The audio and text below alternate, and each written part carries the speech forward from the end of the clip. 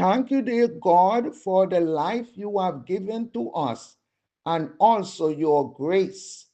A faithful and godly Sunday to everyone.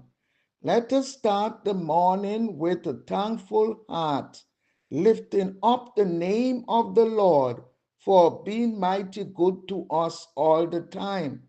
The Lord sees and knows how much we need of Him. So, in this beautiful and lovely day, let us not take matters in our hands.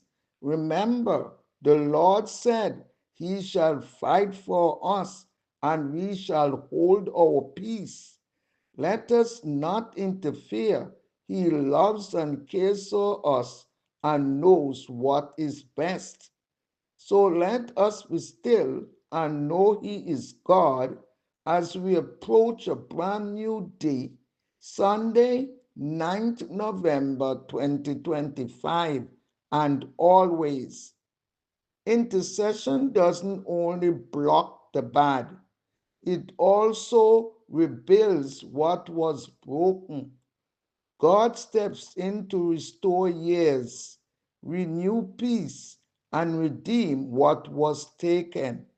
You may have thought it was gone for good, but God specializes in revival. He not only restores, He multiplies what was lost.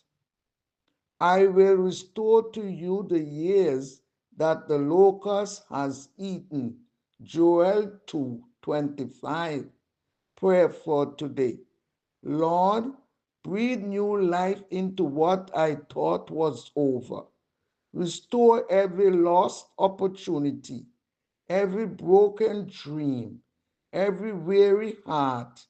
Turn my pain into purpose and my loss into legacy. Amen. Thanks for listening. If you've been blessed by this inspiration, please like, subscribe, and share with others. Blessings overflowing on you and your family.